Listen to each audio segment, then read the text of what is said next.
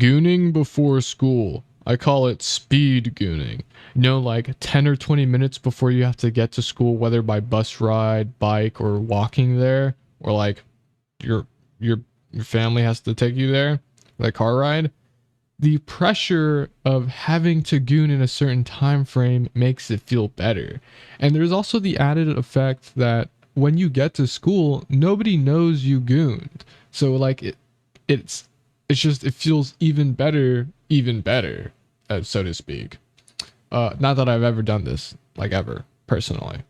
All right, new format, guys. I'm kind of just spitballing off the top of my head here. You might have noticed from like before, because it seems kind of amateurish, because I have like nothing to yap about. So I'm going to talk about racism in novels, right? And specifically, mostly Chinese novels. I do not want anyone that's like never read novels to be like turned off by this because of the racism in novels. It's not that prevalent either. I feel like you only really find these in like in like a few novels. And these novels that have racism, they're not really good anyway. And it's not necessarily because of the racism that it's bad. It's because if it has racism, right, it means that the author's prejudice is leaking into the novel, which doesn't necessarily translate into a good novel because it's biased. When you're making a good novel, there isn't a lot of bias because you're like making an entire different world. So if your real life is leaking into the novel, into a fantasy novel, I feel like that already makes it not good.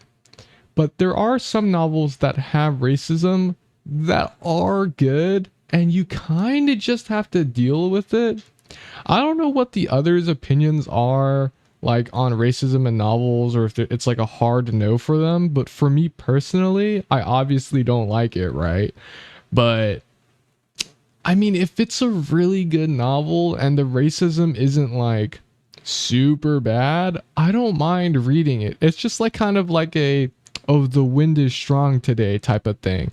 Cause some of these novels, if you read novels, like you understand what I mean. Like they're like really good. It's just like these one or two offhand comments about like black people or something, right?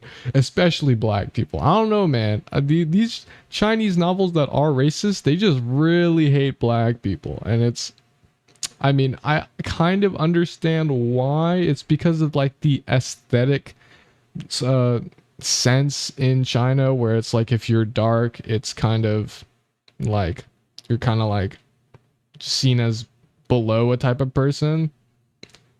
But the novels that are good, you don't really have to worry about it. So if you are like feeling avoidant in reading novels because you're worried about seeing racism, don't worry about it too much because it's not really there anyway. It's just some of these novels, and at most there'll be like an offhand comment about like the skin color of a person, and it's just like one. I know it's still like distasteful and you don't want to see it at all, but when you're reading specifically Chinese novels, you're gonna have to get used to it, because at a certain point when you have a lot of time, like someone like me who's like unemployed and I'm just like not doing anything, rotting in my chair gooning, right?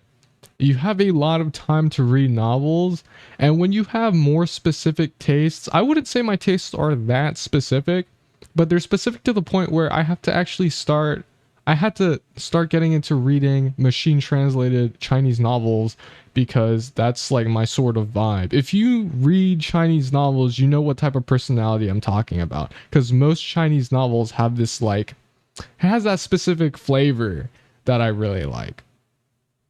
So if you don't read that much, then you can just like read, like don't go into machine translated sites like WTR Lab. Just go into like aggregator sites, because they usually will have translations of specific novels, whether it be Chinese, Korean, Japanese. Well, not really Japanese, just like Korean and Chinese mostly.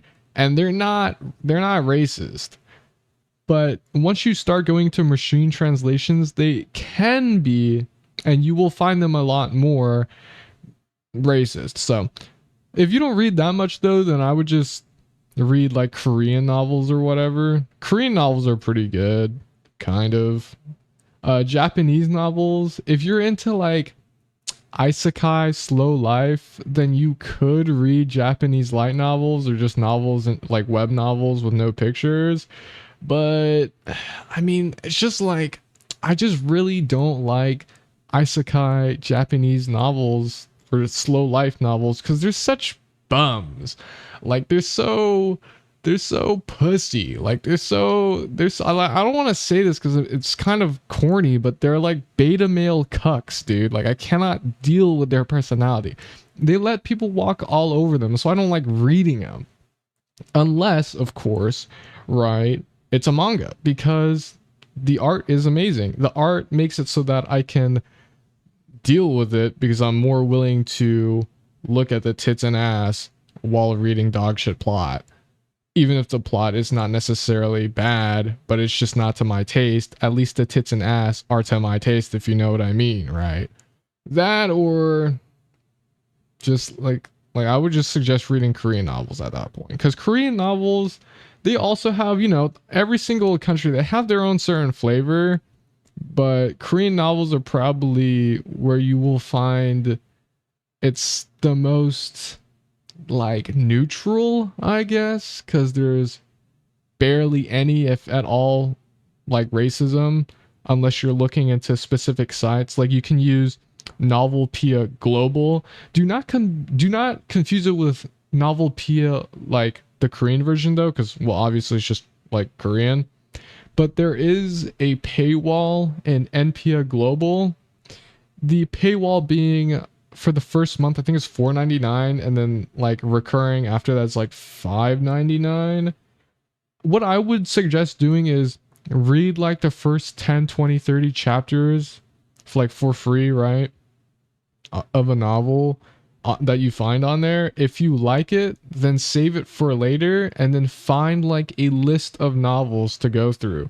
And then eventually when you really want to read a novel, you just pay that $5.99, and then once you're done reading that novel that you really wanted to, you can then go through your list of having only read like 10 to 20 to 30 chapters, and then so that you don't like waste your money, so to speak, unless you have money to spend, like you can just use it every month. But I wouldn't suggest that because it's just a waste of money. And another big problem with Novelpia Global is that it's also machine translated, because on some of the prompts, like at the very start of a chapter, there'll be like a prompt that says, like it'll be a prompt that's so obviously ChatGPT made it. Like it'll say like, it'll go through the terms and say, we translated the terms for you and it seems to fit the vibe of the novel. But like if you see it though, you will immediately notice that it's like from ChatGPT or some other like AI that translated it.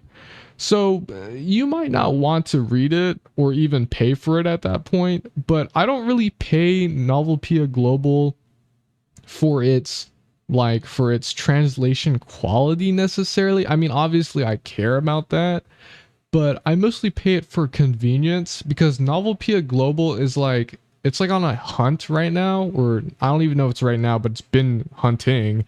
And it's been like targeting these aggregator websites or just like translators in general that have translated these for fans, like from the good of their heart or whatever. And so a lot of people have mixed feelings about Novelpia Global. Me personally, I understand why they hate it because it is scummy. But at the same time, I don't really care because I could just pay $5.99 and then read like the entirety of a novel. Because sometimes some translators, right? I mean, yeah, they put it out for free, but some of them put it behind a paywall.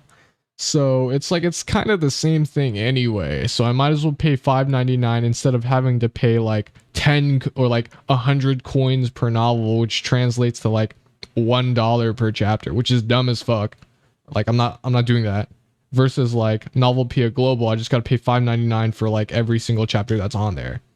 So yeah, it's kind of controversial for me to say this. I don't think anybody cares anyway, but like I do actually like Novelpia Global because it's like super convenient to find all or most of the Korean novels on there. Now, some novels are not on there. So what you got to do is you got to go on novel updates. I'll put the link down in the description. And that's how you find other novels. But most of the time though, like most Korean novels, they'll be on Novelpia Global, which I'll also put the link down in the description. So, yeah. I mean, I wouldn't really suggest going into Novelpia Global unless you're like going to read a lot, because you're going to get overwhelmed by the amount of novels, right? There's hundreds of novels. What I would suggest doing is to just go like on the ranking of the novels and see like the top 100 and start off from there, just so like you get a taste, see if you like it. If you don't, then you just like go to novel updates and then go to like the aggregator sites or just like the translators websites themselves. Thanks for watching. Like and subscribe.